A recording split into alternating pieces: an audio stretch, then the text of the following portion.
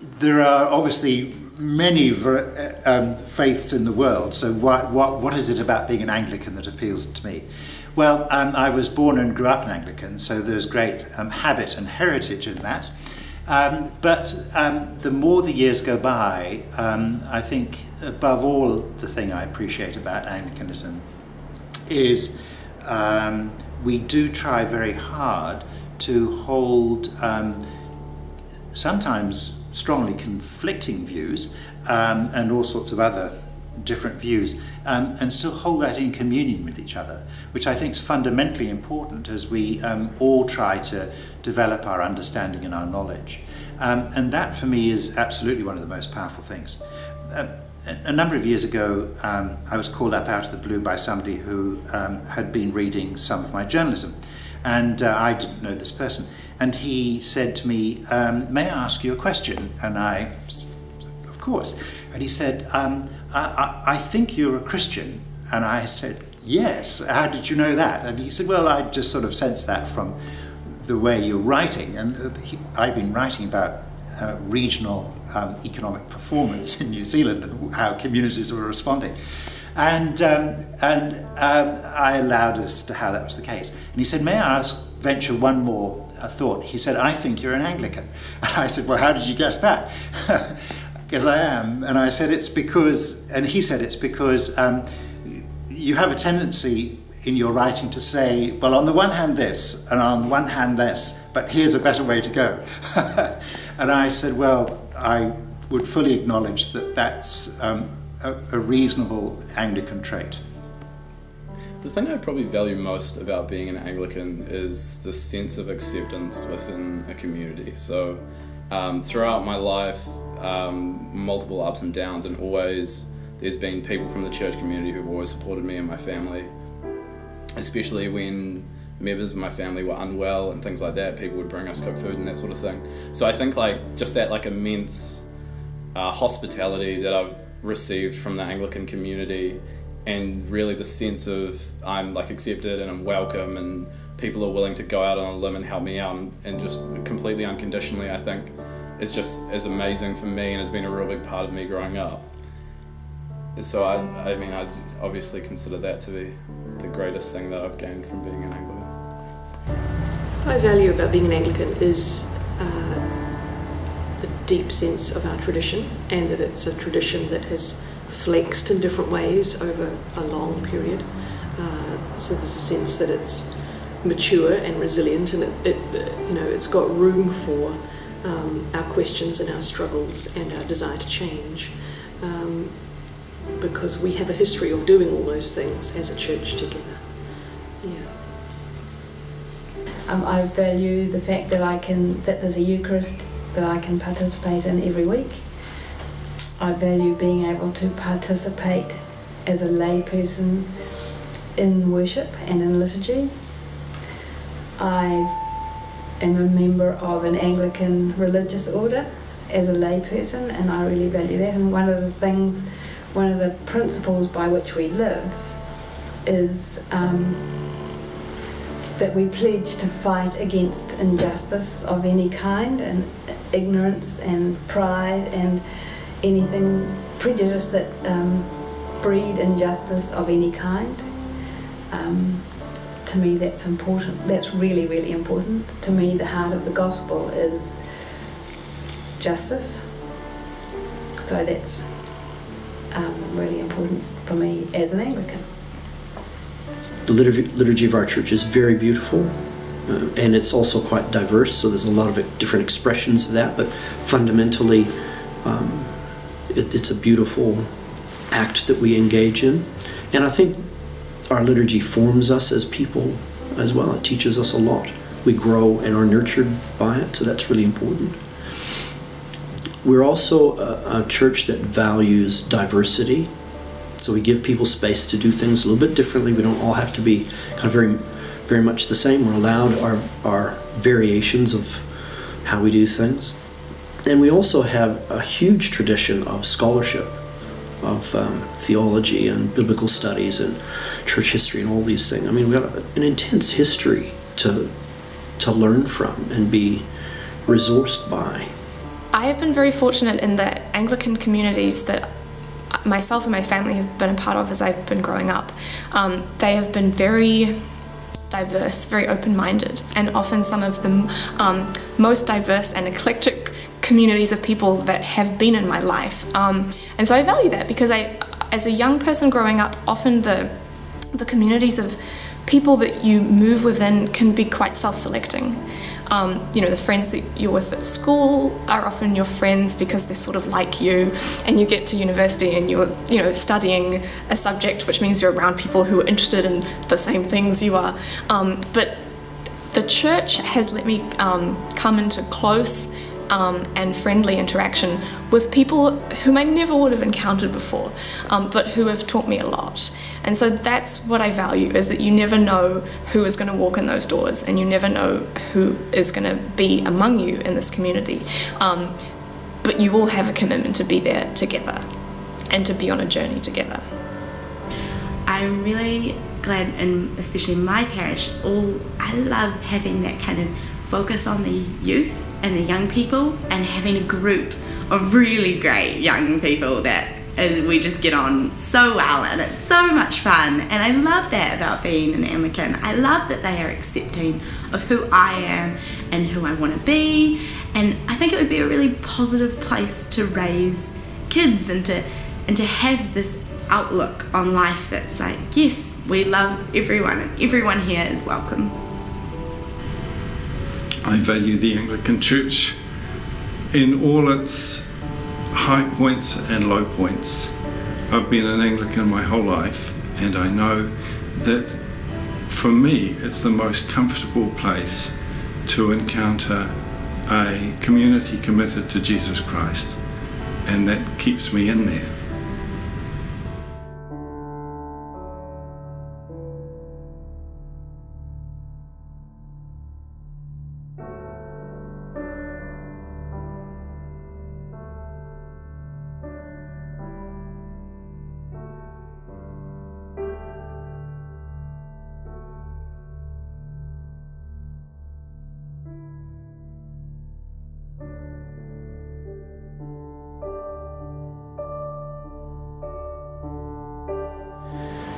If the church changes its position on marriage and ordination for people in same-gendered relationships, which is the important question,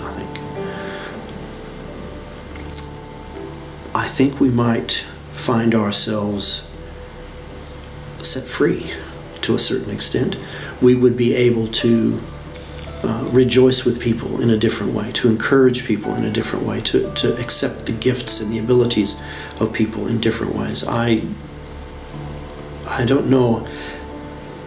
I mean, it's a really interesting question to say, what will happen to us?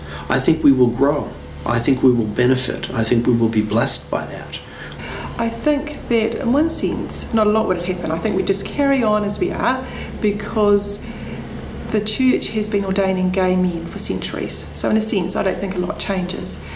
But I think in light of the conversations that have happened at General Synod and right across the province, there would unfortunately be people who would leave. And that would be really sad for me, because in my role as Archdeacon of Auckland, I want people to be able to feel like they're included and can stay in the church. It's part of the unity debate in a sense. But I also think that what would happen as well would be that the wider community would see some integrity in our conversations, and some integrity in terms of how we work together, and also some inclusion in terms of the gay community. So for me, it would also be an opening up and an inclusion of working with and for and to the wider community in that sense. If the church were to change its stance on same-gender relationships or the ordination of individuals in same-sex relationships, I think nothing would happen. I think that we would still be part of a community that was supportive, but that the door would be open to more people who are curious about exploring their faith but feel that they can't because that they're not welcomed, especially young people who the door can be open to them and they can help to grow the church. I think that's always positive, And the more diverse, the more individuals we have to get opinions from, to help us question and explore, and the more perspectives we have, better, really.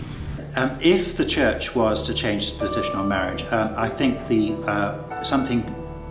two quite wonderful things would happen.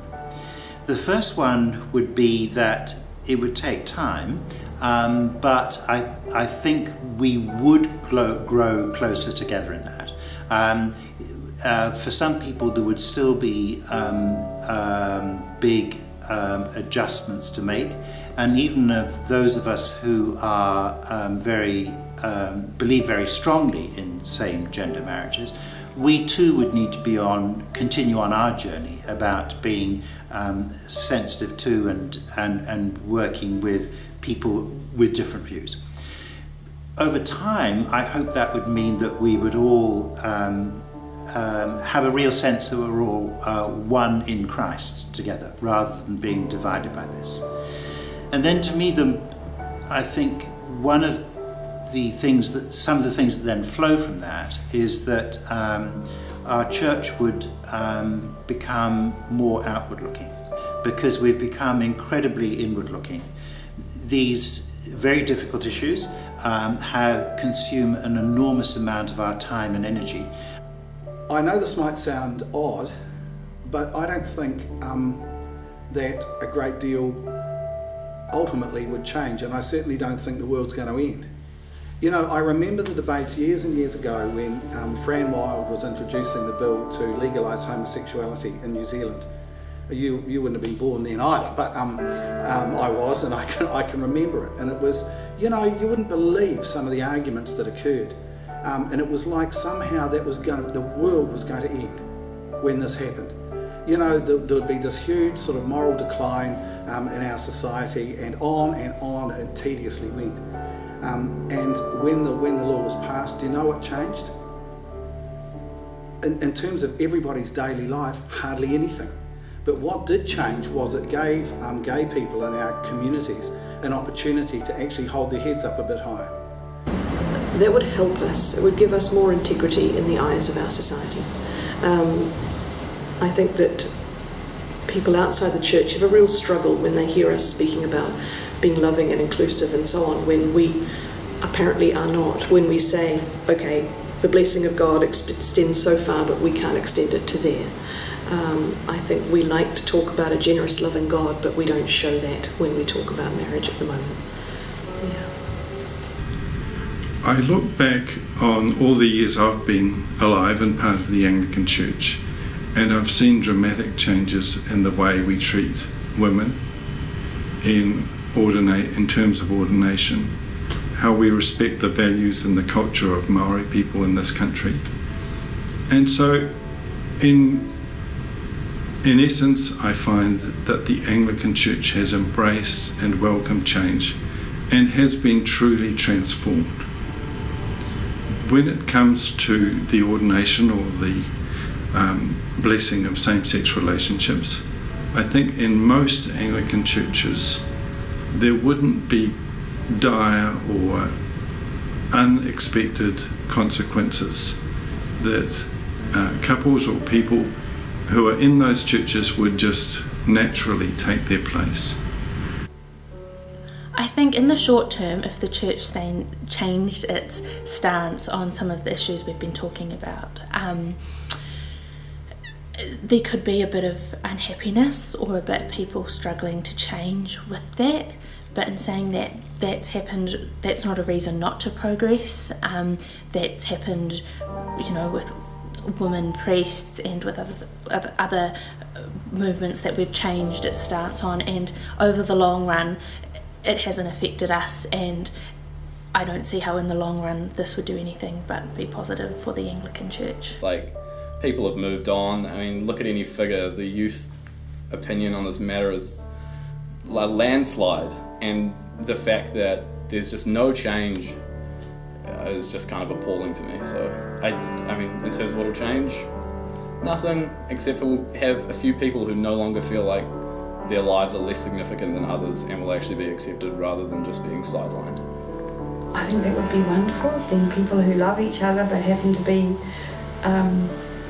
the same gender could get married, or people who really feel called to be ordained could be ordained. And I just think that it's so important, and so I guess it would be a very happy day.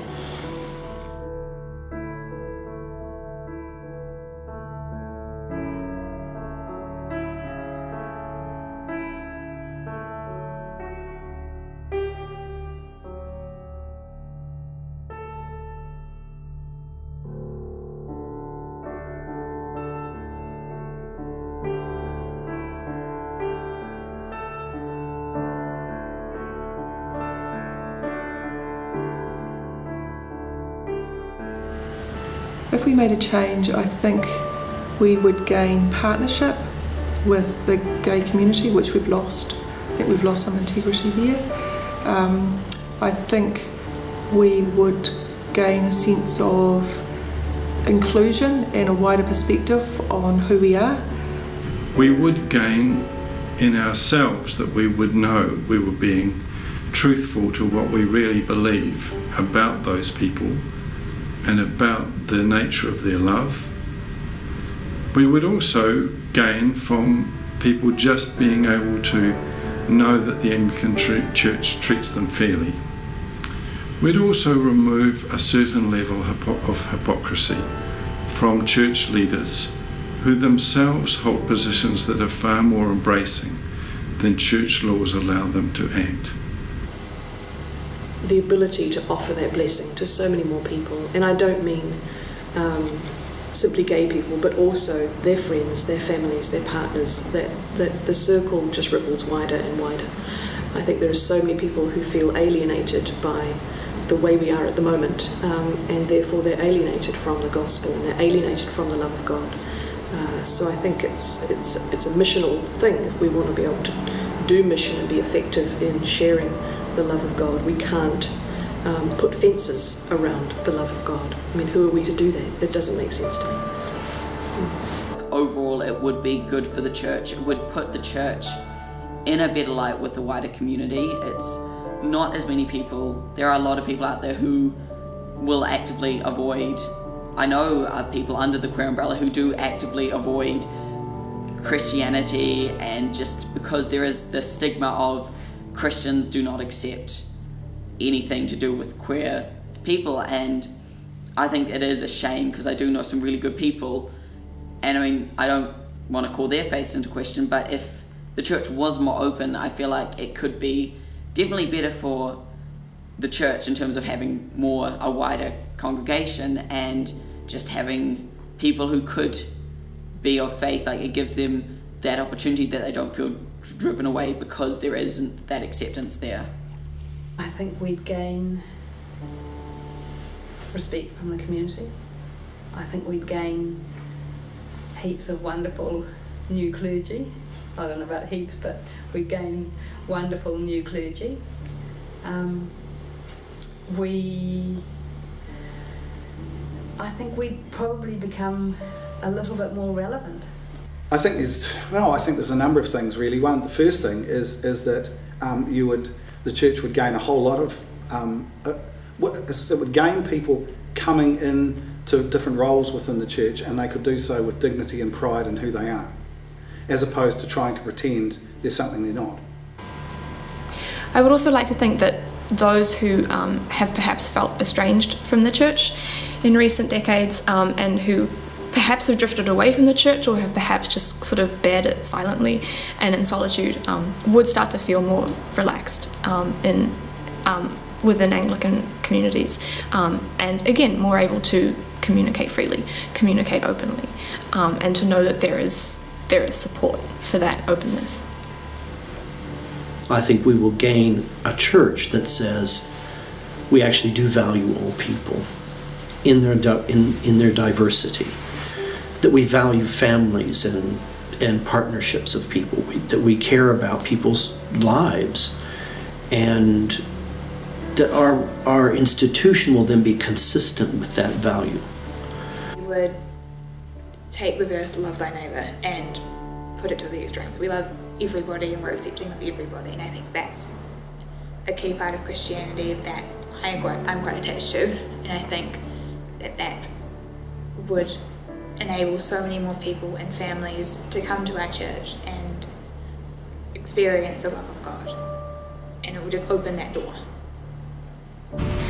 I think we would gain a lot if we made this change. I think that we would gain a much more diverse range of views about life. I think we would gain the voices of people who feel marginalised and who wouldn't normally speak out against things like this. I think young people would be happy and loved and feel very welcomed in our church, and I think that's only a positive thing, to get young people to feel loved.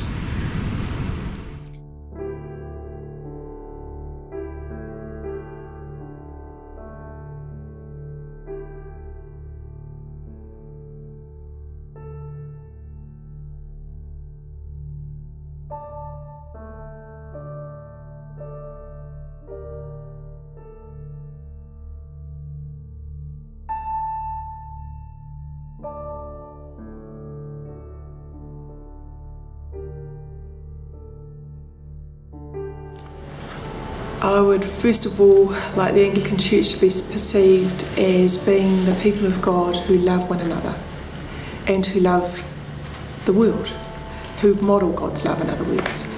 I'd like to see the Anglican Church be a church that is inclusive to all, so includes as wide a group of people as we can, to welcome, to be hospitable, to model God's love.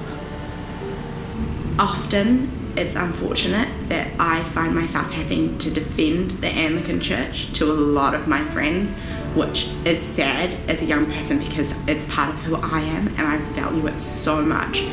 But I feel a lot of people are like, well, hang on, you talk about love and accepting people, but you aren't okay with some people? It doesn't make sense that this is the view that we have. We're a loving, welcoming place. We don't need to discriminate against people. So I hope that society views us as a welcoming place that they want to be part of. I would like for the Anglican Church to be seen as a vanguard of society and to be kind of on the front and like the people pushing at the forefront of social justice issues, not only to do with human rights, but to do with a lot of other things like economic equality, resource management, etc. And I feel like the more active and the more visible and the more vocal the church can be, the more integrity and the more influence that it can have in the wider community. I would like to think that the Anglican Church is perceived as an institution or set of institutions that is built on sound faith, and as a result of that has a set of good, strong principles, and as a result of that acts on them. And so it's seen to be an institution that is honest with itself and it's honest with its community. And that it's prepared to take stands when those stands are important to take and even when they're unpopular to take. I'd like the Anglican Church to be perceived as welcoming, inclusive, progressive in terms of social justice issues, and for it to be seen as a positive force in the community. Yeah, I want the Anglican Church to be perceived as a safe place, as a place where people feel they can come maybe when they're in a time of hardship or if they've got questions about things. It's a place where the door is always open and people are always willing to support you and to, you know, a place of friendship. I also think for me, you know, if I'm lucky enough to have children in the future, that it's a place I want my children to come, because growing up has been a part of my life that's been really special. I would love the Anglican Church to be perceived by the wider community in a generous way and in a way that speaks for justice and for those who don't have a voice in our society. and I don't think we can claim to do that very well at the moment.